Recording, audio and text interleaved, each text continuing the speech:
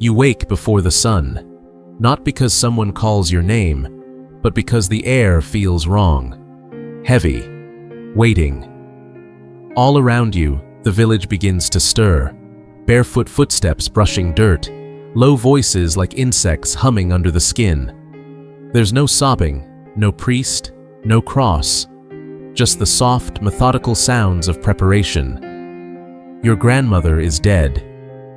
She passed sometime during the night beneath the thatched roof where she had lain for days, not in a bed, but on the packed earth, covered in banana leaves. No one cried out. No one called for help. Death, in your tribe, the Fore people of Papua New Guinea, isn't something to fear. It's a ritual. And today, your role in that ritual begins. You've never eaten human flesh before, but today, you will. The women gather first, mothers, sisters, aunts, their bodies painted with white ash, faces stoic. Men are not allowed to touch the body. That task belongs to you, or rather, to the women. Only women and children are permitted to prepare the corpse. Only they can take part in the most sacred part of the farewell. The body is already laid out, not embalmed, not dressed, just there, under the open sky, cooling slowly. You kneel beside your mother. She reaches out to gently close your grandmother's eyes. Then she picks up a sharpened stone. There are no scalpels in this place, no steel. The skull is cracked with precision, using a polished river rock, the same way you'd break open a coconut. It's not violent, it's methodical, familiar, reverent. The brain is scooped out by hand, steaming faintly in the morning air. You're handed a piece, warm, soft, glistening, and you hesitate. Not out of disgust, but fear. This is your first taste of ancestry, your first act of endocannibalism, the practice of eating one's own dead. And this is not just food, it's inheritance. You chew slowly. The texture is unlike anything else, creamy, sticky, metallic. You swallow. Your mother nods. You've done your part. In 1957, Dr. Vincent Zigas, a government medical officer, and Dr. D. Carlton Gajdusek, an American virologist, arrived in the eastern highlands to investigate a mysterious illness sweeping through Fore villages. What they found was both tragic and terrifying, a degenerative disease called kuru, which had already killed over 1,000 people in less than a decade. The victims were almost always women and children, the same people involved in funeral preparations. Symptoms began with tremors and imbalance, then involuntary laughter, eventually leading to complete neurological collapse and death. Locals believed it was the result of sorcery, the curse of a rival tribe. But Gajdusek suspected something else. He watched the rituals, he documented the feasts, and he noticed the pattern no one wanted to say out loud. The illness was transmitted by eating the dead, specifically by consuming brain tissue. You remember your cousin, the one who used to laugh too long at nothing, who stumbled when she walked, then couldn't walk at all, who died after weeks of smiling like her face had forgotten how to stop. They said a witch cursed her. But now you wonder. The fire crackles behind you as more organs are prepared. Not wasted, nothing is. The liver is for strength, the heart for memory, the brain for continuity. In your culture, to consume the dead is to ensure their soul stays within the clan. Burying a body means losing it. Letting it rot is abandonment. But eating is sacred. And yet, to the outside world, it's monstrous. Later, Gajdusek would inject tissue from a kuru victim into a chimpanzee in his US lab. The chimp developed symptoms nearly identical to the Fore victims. This discovery earned him the 1976 Nobel Prize in Medicine and confirmed something chilling. The first known prion disease transmitted between humans. But you don't know any of that. Not yet. All you know is the taste of your grandmother on your tongue, The warmth in your stomach that isn't hunger or fullness, but something stranger. Connection. You feel no shame, only stillness. The kind that follows a rite completed properly. Still, in some dark corner of your mind, a question twitches. What if love is the thing that kills you? Anthropologists still debate what this practice truly means. Some defend it as an expression of reverence, a ritual of mourning unlike any other. Others condemn it as a tragic superstition, a practice that fed on its own people, literally. But none of them knelt here. None of them held a piece of their grandmother's spirit, warm and pulsing in their hands. You did. And when the singing begins, that wordless hum that only women know, you feel her inside you. Not metaphorically, literally. She's part of you now, and if the trembling ever starts, you'll know why. You still remember the warmth in your stomach. That strange weight after swallowing your grandmother's brain. Not guilt, not grief, but something more physical, more permanent. And now, months later, your sister begins to laugh.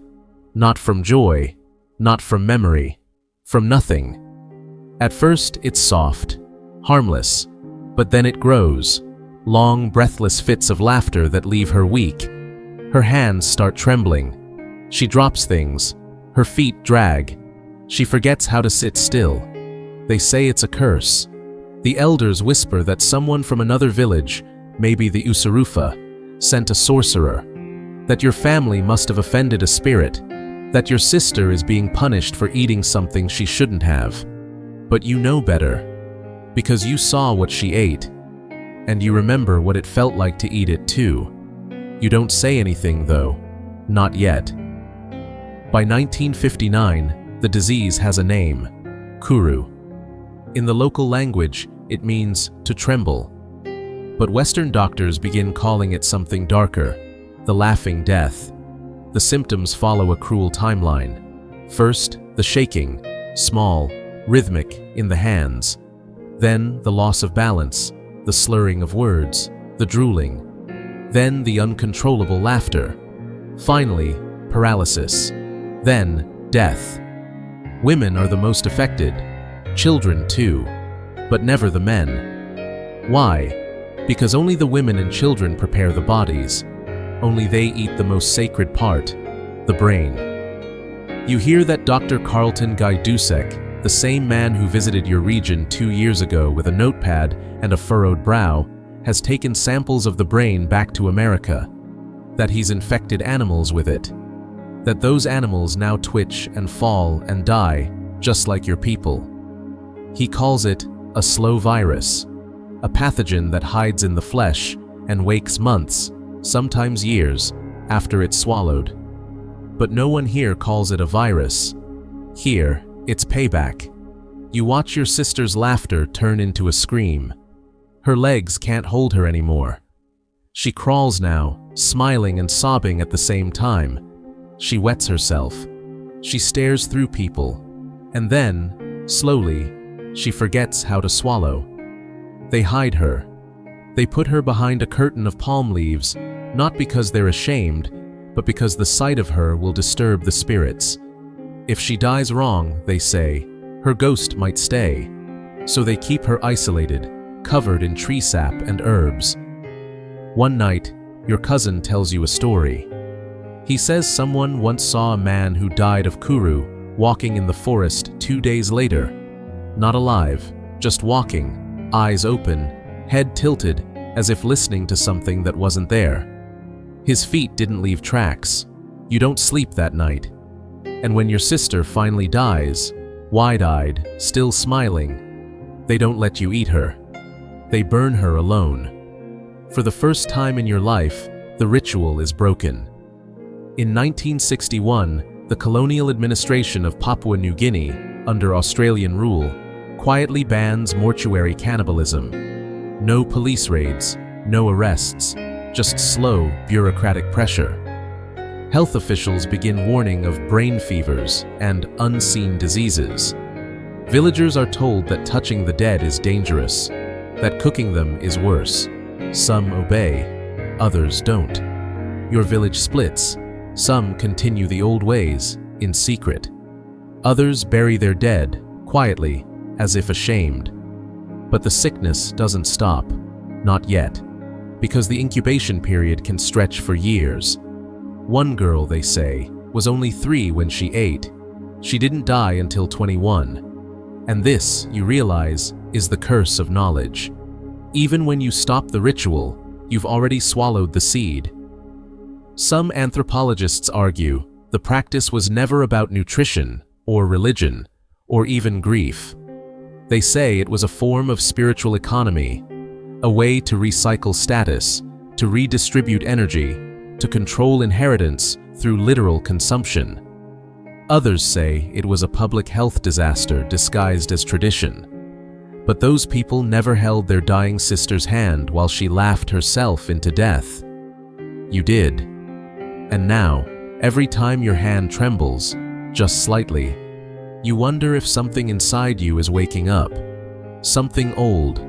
Something passed down in blood and bone and bite. You wonder if love can rot. You wonder if she's still in there, smiling. You keep your head down. Ever since your sister died, laughter has become dangerous. You've learned not to smile too long, not to stare when someone's hands start shaking, not to speak when a child falls for no reason.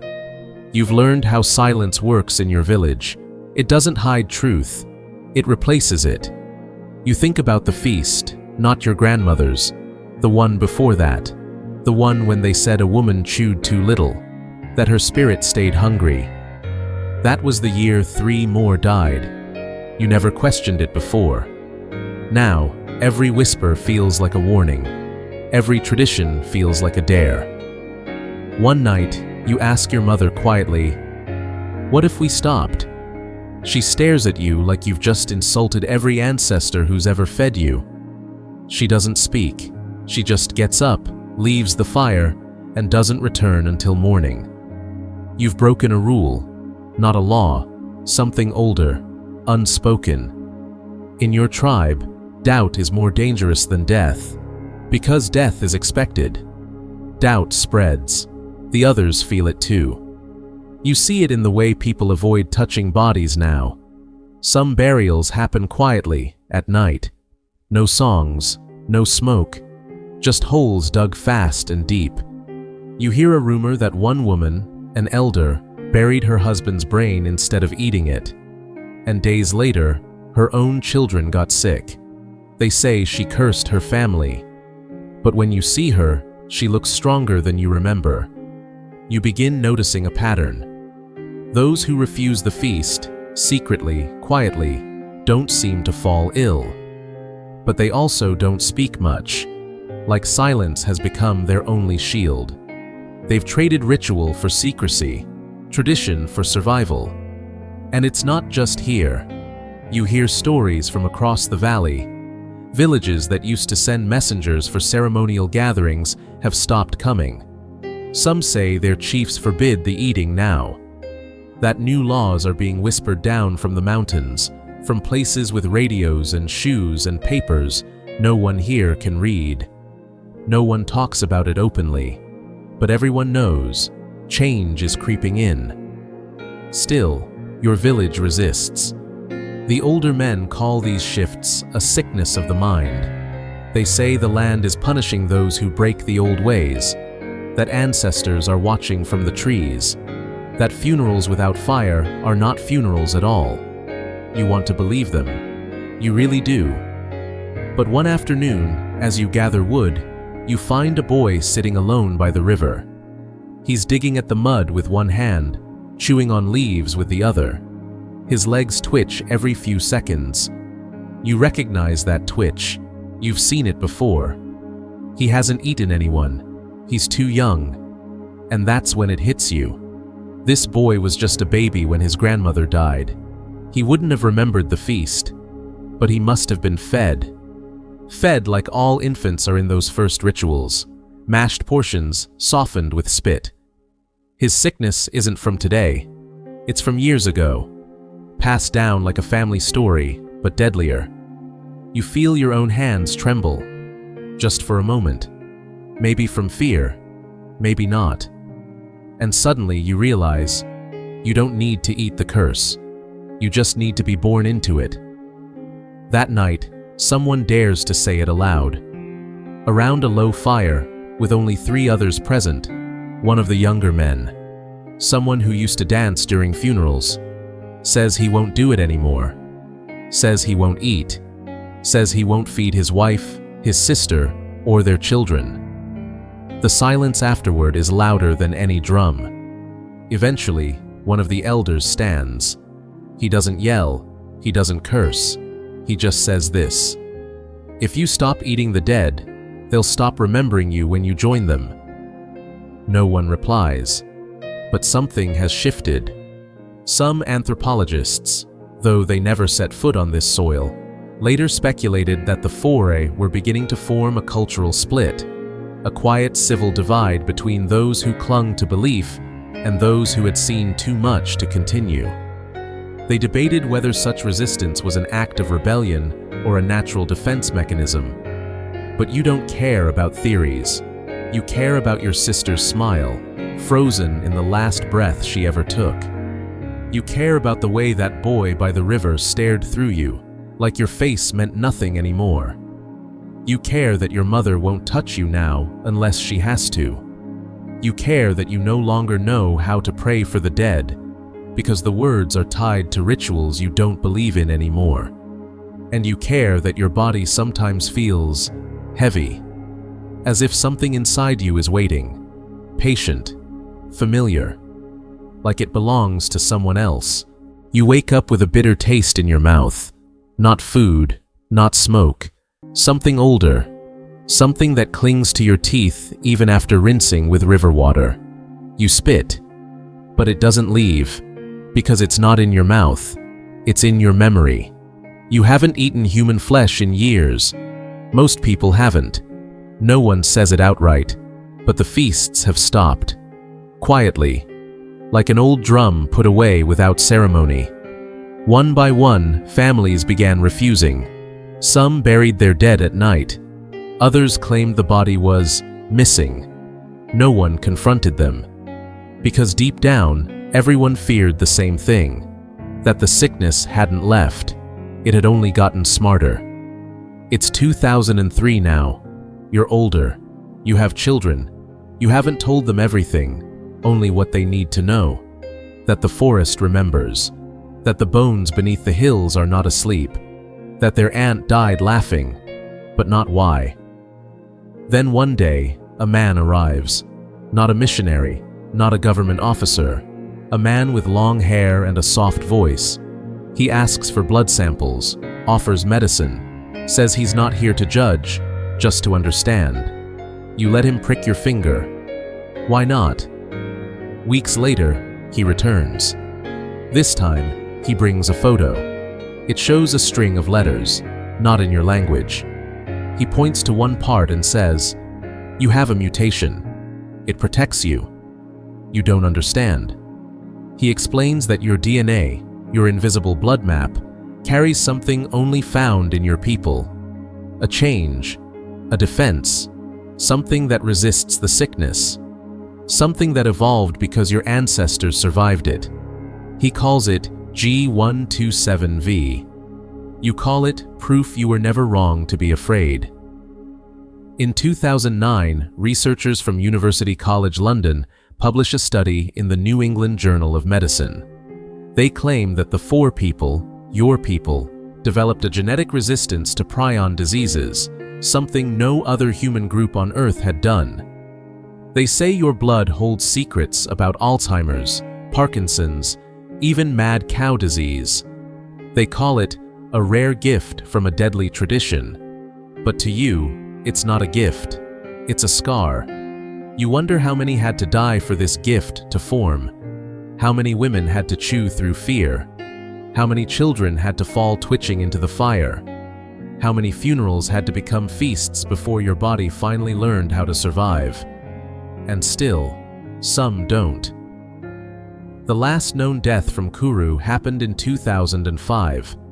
A woman who hadn't eaten anyone since childhood, who had lived half her life clean, only to find a whisper of the past still crawling through her brain. It can take decades to wake up. Sometimes you catch yourself laughing a little too long. And then, you stop. You always stop. Some people in your village still speak to the bones. They gather near the old ceremonial sites, now overgrown, and light fires with no one to burn. They chant songs no one translates anymore. The children don't know the meanings, only the rhythm. And maybe that's enough. Because now, the dead are remembered not by being consumed, but by being survived. Still, the debates continue. Far from your forest, in places with glass walls and microphones. Academics argue over your story. They question whether your rituals were madness or meaning. Some say the genetic mutation proves cannibalism once saved lives. Others argue it nearly wiped you out. But none of them carry what you carry. None of them have a sister buried without a name. None of them feel their jaw tighten when laughter lasts too long. None of them close their eyes at night, wondering if memory itself can be inherited through flesh. You look at your children and hope they never understand. You look at the trees and wonder if they still remember the smell of burning bone. You touch your chest and feel something deep. Not fear, not sorrow, but the quiet certainty that your story doesn't end with you. Because if there's one thing you've learned, it's this. The dead are never gone. Not when they've been inside you. Not when they've shaped your blood. Not when they've taught your body how to fight. And not when their laughter still echoes in the silence.